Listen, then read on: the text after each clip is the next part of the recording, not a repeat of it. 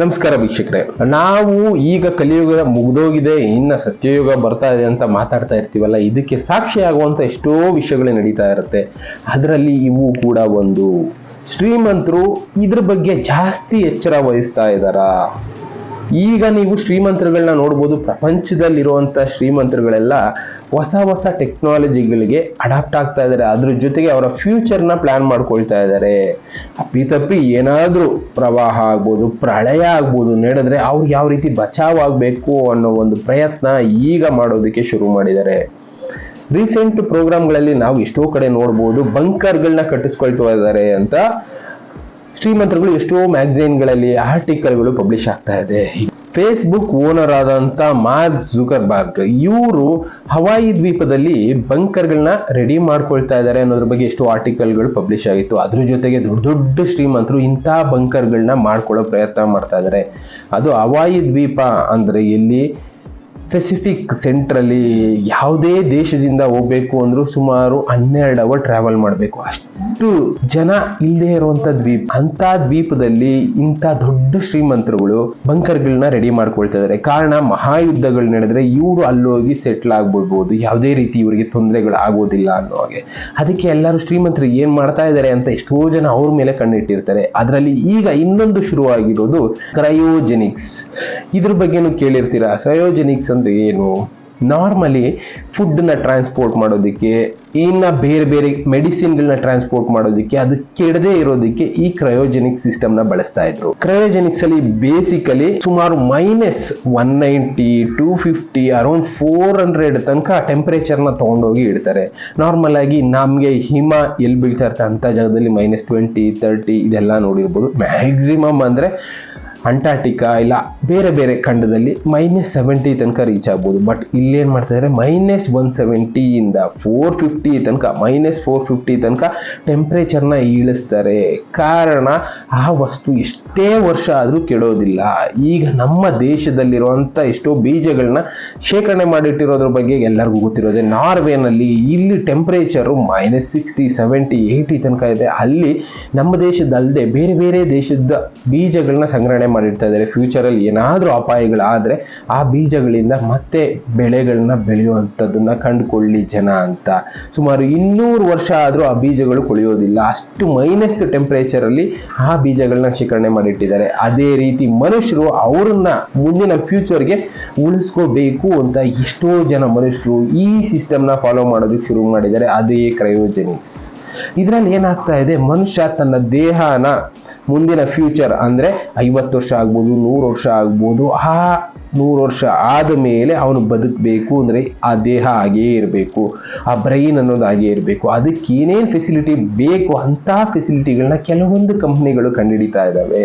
ಈ ಕ್ರಯೋಜೆನಿಕ್ಸ್ ಅನ್ನೋದು ultra low temperature ಅಂದ್ರೆ ಸುಮಾರು 123 ಗಿಂತ ಕಡಿಮೆ ಇರುವಂತ ಟೆಂಪರೇಚರ್, ಅಷ್ಟು ಕಡಿಮೆ ಟೆಂಪರೇಚರ್ ಅಲ್ಲಿ ಈ ದೇಹಗಳನ್ನ ರಕ್ಷಿಸಿಡುವಂತ ಕೆಲಸ ಮಾಡ್ತಾ ಇದ್ದಾರೆ. ಹೇಳಿದ್ವಲ್ಲ, ಫ್ಯೂಚರ್ ಅಲ್ಲಿ ಏನೇನಾಗುತ್ತೋ ಗೊತ್ತಿಲ್ಲ, ಆದ್ರೆ ಅವಾಗ ಅವರು ಬದುಕಿರಬೇಕು ಅಂದ್ರೆ ಏನ್ ಮಾಡ್ಬೇಕು ಆ ಪ್ರಯತ್ನಗಳನ್ನ ಈಗ ಮಾಡ್ತಾ ಇದ್ದಾರೆ. ಅದರಲ್ಲಿ ಕೆಲವೊಂದು ಕಡೆ ನಾವು ನೋಡ್ಬೋದು, 500 ಜನ ಆಲ್ರೆಡಿ ಅದರಲ್ಲಿ ಬುಕ್ಕಿಂಗ್ ಮಾಡಿ ಅವರ ದೇಹಗಳನ್ನ ಫ್ರೀಸಿಂಗ್ ಗೆ ಇಡಿಸಿದ್ದಾರೆ. ಇನ್ನ 5,000 ಜನ ಆಲ್ರೆಡಿ ಅದಕ್ಕೆ ಬುಕ್ಕಿಂಗ್ ಮಾಡಿದ್ದಾರೆ ಅಂತ ಎಷ್ಟೋ ನ್ಯೂಸ್ ಗಳಲ್ಲಿ ಬರ್ತಾ ಇದೆ. ಇದ್ರ ಬಗ್ಗೆನೇ ಇಲ್ಲೊಂದು ವಿಡಿಯೋ ನೋಡ್ಬೋದು ನೀವು. ಫಸ್ಟ್ ಪಾಯಿಂಟ್ ಇದರಲ್ಲೂ ಕೂಡ ತೋರಿಸ್ತಾ ಇದ್ದಾರೆ ಏನಂದ್ರೆ, ಈ ರೀತಿ ಕ್ರಯೋಜೆನಿಕ್ ಸಿಸ್ಟಮ್ ಇಂದ ಅವರು ಮುಂದೆ ಫ್ಯೂಚರ್ ಅಲ್ಲಿ ಬದುಕುಳಿಯೋ ಪ್ರಯತ್ನ ಮಾಡ್ತಾ ಇದ್ದಾರೆ. ಆಲ್ಕೋರ್ ಅನ್ನೋ ಒಂದು ಕಂಪನಿ ಈ ರೀತಿ ಕಂಟೈನರ್ಗಳನ್ನ ರೆಡಿ ಮಾಡಿದೆ. ಈ ಕಂಟೈನರ್ಗಳಲ್ಲಿ ಮನುಷ್ಯರನ್ನ ಇಟ್ಟು ಅವರು 100 ವರ್ಷ ಆದ್ರೂ ಕೊಳಿದೇ ಇರೋ ಹಾಗೆ ಅವರ ದೇಹನ ರಕ್ಷಿಸಿಡುವ ಕೆಲಸ, ಲಿಕ್ವಿಡ್ ನೈಟ್ರೋಜನ್ ಜೊತೆ ಬೇರೆ ಕೆಮಿಕಲ್ಸ್ ಗಳನ್ನ ಬಳಸಿ ಈ ರೀತಿ ಸೆಲ್ಸ್ ಗಳನ್ನ ಕೊಳಿದೇ ಇರೋಗೆ ಮಾಡ್ತಾ ಇದ್ದಾರೆ. ಇಲ್ಲಿ ನೋಡ್ಬೋದು, ವಿಡಿಯೋದಲ್ಲಿ ತೋರಿಸ್ತಾ ಇದ್ದಾರೆ. ಅವರು ಈ ರೀತಿ ಆಲ್ರೆಡಿ ಎಷ್ಟೋ ಬ್ರೈನ್ ಗಳ ಮೇಲೆ ಟೆಸ್ಟ್ ಮಾಡಿದ್ದಾರೆ, ಪ್ರಾಣಿಗಳ ಮೇಲೆ ಟೆಸ್ಟ್ ಮಾಡಿದ್ದಾರೆ. ಅದಾದ ಮೇಲೆ ಸುಮಾರು 120ರಿಂದ 140 ಬ್ರೈನ್ ಗಳನ್ನ ಆ ರೀತಿ ರೆಸ್ಕ್ಯೂ ಮಾಡಿ ಇಟ್ಟಿದ್ದಾರೆ. ಈಗ ಮನುಷ್ಯರ ಮೇಲೆ ಆ ಪ್ರಯೋಗಗಳನ್ನ ಮಾಡ್ತಾ ಇದ್ದಾರೆ. ಆಲ್ರೆಡಿ ಇದರಲ್ಲಿ ಸುಮಾರು 220 ಮನುಷ್ಯರ ದೇಹಗಳನ್ನ ಈ ರೀತಿ ಕ್ರಯೋಜೆನಿಸಿಸ್ ಮಾಡಿ ಇಟ್ಟಿದ್ದಾರೆ. ಅದ್ರ ಜೊತೆಗೆ ಈಗ ಇನ್ನ ಮುಂದೆ ರಿಜಿಸ್ಟರ್ ಆಗಿರುವಂತವ್ರು ಸುಮಾರು 5,000 ಜನ. ಸಾವು ಅನ್ನೋದು ಅವ್ರ ಹತ್ರ ಬರ್ತಾ ಇದೆ ಅನ್ನೋದು ಗೊತ್ತಾಗ್ತಾ ಇದ್ದಂಗೆ ಅವ್ರೇನ್ ಮಾಡ್ಕೊಳ್ತಾ ಇದ್ದಾರೆ, ಮುಂದೆ ಅವ್ರು ಬದುಕಿರ್ಬೇಕು, ಅನ್ನೋ ಯೋಚನೆಯಲ್ಲೇ ಶ್ರೀಮಂತರುಗಳು ಸುಮಾರು 2-3 ಕೋಟಿ 4 ಕೋಟಿ ಖರ್ಚು ಮಾಡಿ ಈ ಟ್ರೀಟ್ಮೆಂಟ್ಗಳನ್ನ ಮಾಡಿಸ್ಕೊಳ್ತಾ ಇದ್ದಾರೆ. 100 ವರ್ಷ ಆದ ಮೇಲೆ ಅವರ ದೇಹ ಕೊಳಿದೆ ಹಾಗೇ ಇರುತ್ತೆ. ಎಷ್ಟೋ ಫಿಲಮ್ಗಳಲ್ಲಿ ತೋರಿಸಿರ್ತಾರೆ, ಯಯಾತಿಗಳು ಬದುಕಿರ್ತಾರೆ, ಇನ್ನು ಐಸಲ್ಲಿ ಫ್ರೀಸ್ ಆಗಿರುವಂಥ ಮನುಷ್ಯರುಗಳನ್ನ ಮತ್ತೆ ಬಿಸಿ ಮಾಡಿ ಜೀವ ಬರೋಗಿ ಮಾಡ್ತಾರೆ. ಅಂಥದ್ದೆಲ್ಲ ಸಂಭವಿಸುತ್ತಾ ಅನ್ನೋ ಕಥೆಗಳನ್ನ ನಾವು ಕೇಳಿರ್ತೀವಿ. ಆದರೆ ಇಲ್ಲಿ ಶ್ರೀಮಂತರಿಗೇನು ಹುಚ್ಚ ಅಷ್ಟೊಂದು ಖರ್ಚು ಮಾಡಿ ಈ ರೀತಿ ಮಾಡ್ಕೊಳ್ಳೋದಕ್ಕೆ ಅಂತ ಅನ್ನಿಸ್ಬಿಡುತ್ತೆ. ಅವರ ಆಸೆಗಳು ಅದೇ ರೀತಿ ಇದೆ. ಈಗ ಮನುಷ್ಯರುಗಳು ನಾವೇನು ಯೋಚನೆ ಮಾಡ್ತೀವಿ, ಅಯ್ಯೋ ಆಗುತ್ತೋ ಇಲ್ವೋ ಬಿಡಪ್ಪ ಇದೆಲ್ಲ ಕಲಿಯುಗದ ಅಂತ್ಯ ಅಂತ ಸುಮ್ಮನೆ ಒಂದು 4-5 ಜನ ಹೇಳ್ತಾರೆ. ಬಟ್ ತಲೆ ಕೆಡಿಸ್ಕೊಳ್ಳೋಂಥದ್ದು ಏನೂ ಇಲ್ಲ, ಇನ್ನೂ ಟೈಮ್ ಇದೆ ಬಿಡು, ಜ್ಯೋತಿಷಿಗಳು ಹೇಳ್ತಾ ಇದ್ದಾರೆ ಅಂತ ನಾವು ಸುಮ್ಮನೆ ಆಗ್ಬಿಡ್ತೀವಿ. ಬಟ್ ಅಲ್ಲಿ ಏನು ಅಂದರೆ ಶ್ರೀಮಂತರುಗಳು ಕೆಲವೊಂದನ್ನ ನಂಬೋದಕ್ಕೆ ಶುರು ಮಾಡಿದ್ದಾರೆ. ಅದಕ್ಕೆ ಶ್ರೀಮಂತರನ್ನ ಫಾಲೋ ಮಾಡ್ತಾ ಇರುವಂಥ ಎಷ್ಟೋ ನ್ಯೂಸ್ ಚಾನಲ್ಗಳಿದೆ. ಇನ್ನು ಬೇರೆ ಬೇರೆ ಇಂಡಿವಿಜುವಲ್ ಆಗಿ ಫಾಲೋ ಮಾಡ್ತಾ ಇರೋವಂಥವ್ರು ಇದ್ದಾರೆ. ಇದರಲ್ಲಿ ನೀವು ನೋಡ್ಬೋದು, ಬ್ಲೂಮ್ಬರ್ಗ್ ಅಲ್ಲಿ ಪಬ್ಲಿಷ್ ಮಾಡಿರೋದನ್ನೇ Jeff Bezos, Sam Altman, Larry Ellison, Larry Page ಇವರೆಲ್ಲ ದೊಡ್ಡ ದೊಡ್ಡ ಶ್ರೀಮಂತರು. ಎಂಥ ಶ್ರೀಮಂತರು ಅಂದರೆ ಲಕ್ಷಾಂತರ ಕೋಟಿ ಇದೆ. ಇವರೆಲ್ಲ ಇಲ್ಲೊಂದೊಂದೊಂದು ಬುಕ್ಕಿಂಗ್ ಮಾಡಿ ಆಲ್ರೆಡಿ ಇಟ್ಕೊಂಡಿದ್ದಾರೆ. ಇದರಲ್ಲಿ ತೋರಿಸ್ತಾ ಇದ್ದಾರೆ ನೋಡಿ ನೀವು, ಬ್ಲೂಮ್ಬರ್ಗಲ್ಲಿ ಪಬ್ಲಿಷ್ ಆಗಿರುವಂಥ ವಿಷಯಗಳು ಡಿಸೆಂಬರ್ 19, 2023 ಇದ್ರ ಆಧಾರದ ಮೇಲೇನೆ ಈಗ ಈ ನ್ಯೂಸ್ಗಳೆಲ್ಲ ಓಡ್ತಾ ಇರೋದು. ಶ್ರೀಮಂತರನ್ನ ಫಾಲೋ ಮಾಡೋದಕ್ಕೆ ಜನ ಶುರು ಮಾಡ್ತಾ ಇರೋದು. ಶ್ರೀಮಂತರಿಗೆ ಗೊತ್ತಾಗಿದೆ ಯುಗದ ಅಂತ್ಯ ಅನ್ನೋದು ಶುರು ಆಗ್ತಾ ಇದೆ, ಇಲ್ಲ ಭೂಮಿಗೆ ಏನೋ ತೊಂದರೆಗಳು ಬರುತ್ತೆ ಅನ್ನೋದು ಶ್ರೀಮಂತರಿಗೆ ಗೊತ್ತಿದೆ.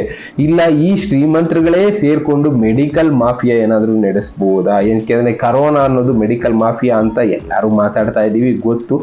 ಒಂದು ಕಡೆಯಿಂದ ಕರೋನಾ ಬಂತು, ಅದಕ್ಕಿಂತ ಮುಂಚೆನೆ ಅದಕ್ಕೆ ಶೀಲ್ಡ್ ಏನು ಬೇಕೋ ಆ ಥರದ್ದು ರೆಡಿಯಾಗಿತ್ತು.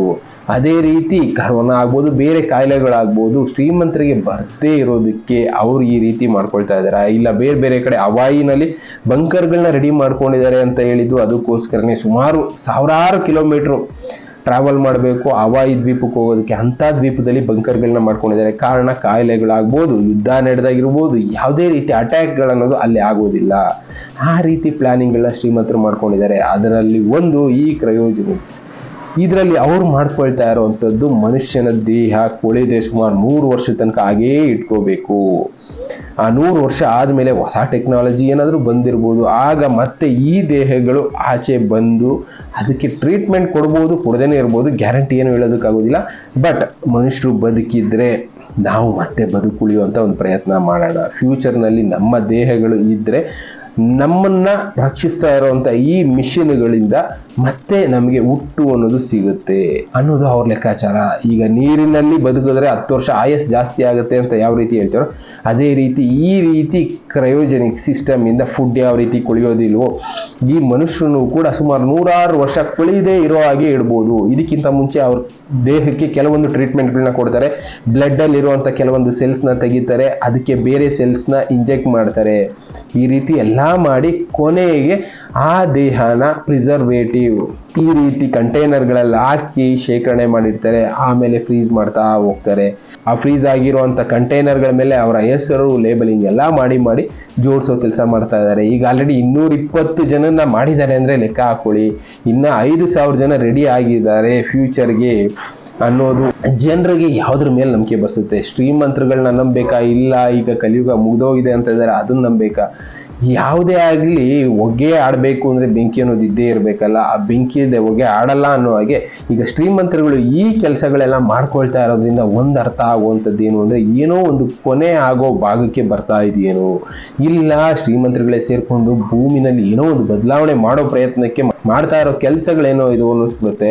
2012 ಫಿಲಮ್ ಬಂದಿತ್ತು. ಆ ಫಿಲಮಲ್ಲಿ ಕೆಲವಷ್ಟು ವಿಷಯಗಳನ್ನ ತೋರಿಸಿದ್ರು. ಅದರಲ್ಲಿ ನಮ್ಗೆ ಅರ್ಥ ಆಗಬೇಕಾಗಿರೋ ಪಾಯಿಂಟ್ ಒಂದಿದೆ, ಪ್ರಕೃತಿ ನಮ್ಮನ್ನ ನಾಶ ಮಾಡುತ್ತೆ, ಓಕೆ. ಅದರಲ್ಲಿ ಇನ್ನೊಂದು ಪಾಯಿಂಟ್ ಏನಂದ್ರೆ, ಶ್ರೀಮಂತರುಗಳು ಅವರು ಬದುಕೋದಕ್ಕೆ ಏನೇನ್ ಬೇಕು ಅಂತ ಪ್ರಯತ್ನಗಳನ್ನ ಮೊದಲೇ ಮಾಡಿಟ್ಕೊಂಡ್ಬಿಡ್ತಾರೆ.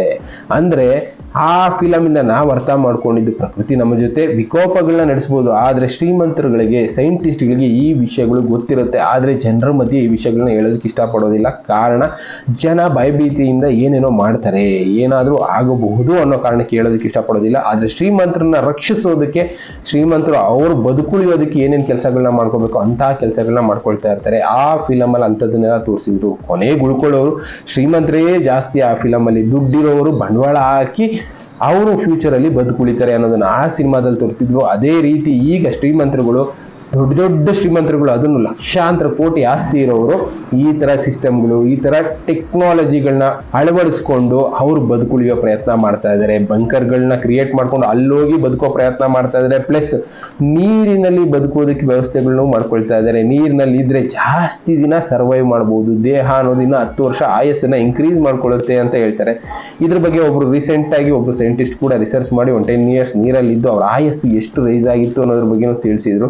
ಅದೇ ರೀತಿ ಈಗ ದೊಡ್ಡ ದೊಡ್ಡ ಶ್ರೀಮಂತರು ಅವರ ಆಯಸ್ಸನ್ನ ಇನ್ಕ್ರೀಸ್ ಮಾಡ್ಕೊಳ್ಳೋ ಪ್ರಯತ್ನದಲ್ಲಿದ್ದಾರೆ. ಪ್ಲಸ್ ಫ್ಯೂಚರ್ ಅಲ್ಲಿ ಏನಾದ್ರೂ ಅನಾಹುತಗಳಾದ್ರೆ ಅದರಿಂದ ಬಚಾವ್ ಆಗೋದಕ್ಕೆ ಏನೇನ್ ಬೇಕೋ ಅಂತ ಪ್ರಯತ್ನನ ಮಾಡ್ತಾ ಇದ್ದಾರೆ. ಇಲ್ಲಿ ಬೆಂಕಿ ಯಾವುದು ಅನ್ನೋದು, ಹೊಗೆ ಯಾವುದು ಅನ್ನೋದು ನೀವೇ ಅರ್ಥ ಮಾಡ್ಕೋಬೇಕು. ಇಲ್ಲಿ ಹೊಗೆ ಆಡ್ತಾ ಇರೋದು ನಮ್ಗೆ ಕಾಣಿಸ್ತಾ ಇದೆ. ಶ್ರೀಮಂತರುಗಳು ಅವ್ರ ಪ್ರಯತ್ನ ಅವ್ರು ಮಾಡ್ಕೊಳ್ತಾ ಇದ್ದಾರೆ. ಅವ್ರನ್ನ ರಕ್ಷಿಸ್ಕೊಳ್ಳೋದಕ್ಕೆ ಮುಂದೆ ಅವ್ರನ್ನ ಫಾಲೋ ಮಾಡಿದ್ರೆ ಅವ್ರು ಏನ್ ಮಾಡ್ತಾ ಇದ್ದಾರೆ ಅನ್ನೋದ್ರ ಬಗ್ಗೆ ನಾವು ತಿಳ್ಕೊಳ್ತಾ ಹೋದ್ರೆ ನಮಗೂ ಒಂದು ದಾರಿಯನ್ನು ಸಿಗುತ್ತೆ. ಅಂತ ದಾರಿಗಳನ್ನ ಹುಡ್ಕೋ ಪ್ರಯತ್ನ ನಾವು ಮಾಡ್ಕೋಬೇಕು. ಕಾರಣ ಆ ಟೈಮ್ಗೆ ಕೆಟ್ಟದು ಯಾವಾಗ ನಡೀತೋ ಏನೋ ಹೇಳೋದಕ್ಕಾಗೋದಿಲ್ಲ. ಇವಾಗಲೇ ನಡಿಬೋದು, ಇನ್ನೊಂದು 10 ವರ್ಷ ಬಿಟ್ಟು ನಡಿಬೋದು, ಇಲ್ಲ ಇನ್ನೊಂದು 20 ವರ್ಷ ಬಿಟ್ಟು ನಡಿಬೋದು. ಬಟ್ ನಡೆಯೋ ಸಂದರ್ಭಕ್ಕೆ ಮುಂಚೆ precaution is better then cure ಅನ್ನೋದಕ್ಕೆ ಸ್ಯಾಂಪಲ್ ಅನ್ನೋಗಿ ಇಲ್ಲಿ ಶ್ರೀಮಂತರುಗಳು ಮಾಡ್ಕೊಳ್ತಾ ಇದ್ದಾರೆ. ಅಂತ ಕೆಲಸ ನಾವು ಮಾಡ್ಕೊಳ್ಳೋಣ. ಆದಷ್ಟು ಶ್ರೀಮಂತರು ಏನೇನು ಮಾಡ್ತಾ ಇದ್ದಾರೆ ಅಂಥದ್ರ ಬಗ್ಗೆ ಸ್ವಲ್ಪ ಅಧ್ಯಯನ ಮಾಡೋಣ. ಆವಾಗಲಾದ್ರೂ ನಮಗೆ ಬದುಕುಳಿಯೋ ದಾರಿಗಳು ಸಿಗುತ್ತೇನೋ. ನನಗೆ ಗೊತ್ತಿರೋಂಗೆ ಈ ಥರ ವಿಷಯಗಳು ತುಂಬಾ ಜನ ಕಳಿಸ್ತಾ ಇದ್ದಾರೆ, ತುಂಬಾ ಜನ ಸ್ಟಡಿನೂ ಮಾಡ್ತಾ ಇದ್ದಾರೆ. ಸೈಂಟಿಸ್ಟ್ಗಳು ಕೆಲವಷ್ಟು ವಿಷಯಗಳನ್ನ ಮಾತ್ರ ಜನಕ್ಕೆ ತಿಳಿಸ್ತಾ ಇದ್ದಾರೆ, ಇನ್ನು ಎಷ್ಟೋ ವಿಷಯಗಳನ್ನ ಮುಚ್ಚಿಡೋ ಕೆಲಸ ಮಾಡ್ತಾ ಇದ್ದಾರೆ. ಕಾರಣ ಜನರು ಭಯ ಬೀಳ್ತಾರೆ. ಯಾವಾಗ ಜನರಿಗೆ ಆ ವಿಷಯ ತಿಳಿಸ್ಬೇಕು ಅಂತ ಸೈಂಟಿಸ್ಟ್ಗಳು ಡಿಸೈಡ್ ಮಾಡ್ತಾರೆ ಅಷ್ಟರೊಳಗೆ ಟೈಮು ಅನ್ನೋದು ಮುಗ್ದೋಗಿರುತ್ತೆ ಅನ್ನೋದು ಕೆಲವೊಬ್ರು ಲೆಕ್ಕಾಚಾರ. ಇಂಥ ಲೆಕ್ಕಾಚಾರಗಳು ಎಷ್ಟೋ ನಡೀತಾ ಇದೆ. ಇಂಥ ವಿಷಯಗಳನ್ನ ಅದಕ್ಕೆ ಎಷ್ಟೋ ಜನಕ್ಕೆ ತಿಳಿಸಿ ಸರ್ ಅಂತ ನಮಗೆ ರಘು ಅನ್ನೋರು ಕಳಿಸ್ತಾನೆ ಇರ್ತಾರೆ ಅಂತ ಹೇಳಿದ್ವಲ್ಲ, ಅವ್ರು ಈ ವಿಷಯಗಳನ್ನ ಎಷ್ಟೋ ಕಳಿಸಿದ್ದಾರೆ. ಆ ವಿಷಯಗಳನ್ನ ಜನಕ್ಕೆ ತಿಳಿಸಿ ಜನ ಅರ್ಥ ಮಾಡ್ಕೊಳ್ಳಿ. ಜನ ಕಲಿಯುಗ ಮುಗಿದೋಯ್ತು ಅಂದ್ರೂ ನಂಬೋದಿಲ್ಲ, ಬೇರೆ ಏನು ಹೇಳಿದ್ರು ನಂಬೋದಿಲ್ಲ. ಹಿಂಗಾಗ್ತಾ ಇದೆ ಹಂಗಾಗ್ತಾ ಇದೆ ಅಂದರೆ. ಆದರೆ ಶ್ರೀಮಂತರು ಈ ಥರ ಎಲ್ಲ ಮಾಡ್ತಾ ಇದ್ದಾರೆ ಅನ್ನೋದು ಪ್ರೂಫ್ ಇಟ್ಕೊಂಡು ಹೇಳಿದ್ರೆ ಜನ ನಂಬ್ತಾರೆ. ಈಗ ಪ್ರೂಫ್ಗಳು ನಿಮ್ಮ ಕಣ್ಮುಂದೆ ಇದೆ. ಶ್ರೀಮಂತರು ಏನೇನು ಮಾಡ್ತಾ ಇದ್ದಾರೆ ಅನ್ನೋದಕ್ಕೆ ನೀವು ಆನ್ಲೈನಲ್ಲಿ ಬೇಕಾದ್ರೂ ಹೋಗಿ ನೋಡ್ಬೋದು. ಅವ್ರನ್ನ ಕಾಂಟ್ಯಾಕ್ಟ್ ಮಾಡೋಕ್ಕಾಗಲ್ಲ ಬಿಡಿ ಶ್ರೀಮಂತರನ್ನ. ಆದರೆ ಆನ್ಲೈನಲ್ಲಿ ಅವ್ರ ಬಗ್ಗೆ ರಿಸರ್ಚ್ ಮಾಡ್ತಾ ಇರೋರು, ಅವ್ರು ಎಲ್ಲೆಲ್ಲಿ ಹೋಗ್ತಾ ಇದ್ದಾರೆ, ಏನೇನು ಕೆಲಸ ಮಾಡ್ತಾ ಇದ್ದಾರೆ ಅನ್ನೋ ಡೀಟೇಲ್ಸ್ ಎಲ್ಲ ನಿಮಗೆ ಸಿಗುತ್ತೆ. ಅಂಥದ್ರಲ್ಲಿ ಶ್ರೀಮಂತರುಗಳೆಲ್ಲ ಪ್ಲ್ಯಾನ್ ಮಾಡ್ಕೊಳ್ತಾ ಇರೋದು ಒಂದೇ, ಅವ್ರು ಮುಂದೆ ಫ್ಯೂಚರಲ್ಲಿ ಬದುಕುಳಿಯೋದಕ್ಕೆ ಏನೇನು ಬೇಕು ಅಂಥ ವ್ಯವಸ್ಥೆಗಳನ್ನ ಮಾಡ್ಕೊಳ್ತಾ ಇದ್ದಾರೆ. ಅವ್ರು ಮಾಡ್ಕೊಳ್ತಾ ಇದ್ದಾರೆ ಅಂದರೆ ಏನೋ ಒಂದು ಬದಲಾವಣೆ ಆಗುತ್ತೆ ಅನ್ನೋದು ಇದರಲ್ಲಿ ನಾವು ಅರ್ಥ ಮಾಡ್ಕೋಬೇಕಾಗಿರೋದು. ಇಂಥ ವಿಷಯಗಳ ಬಗ್ಗೆ ಇನ್ನೂ ಜಾಸ್ತಿ ತಿಳ್ಕೊಂಡು ನಿಮಗೆ ತಿಳಿಸೋ ಪ್ರಯತ್ನ ನಾನು ಮಾಡ್ತಾ ಇರ್ತೀನಿ. ಮತ್ತೆ ಸಿಗ್ತೀನಿ. Thank you. Good by.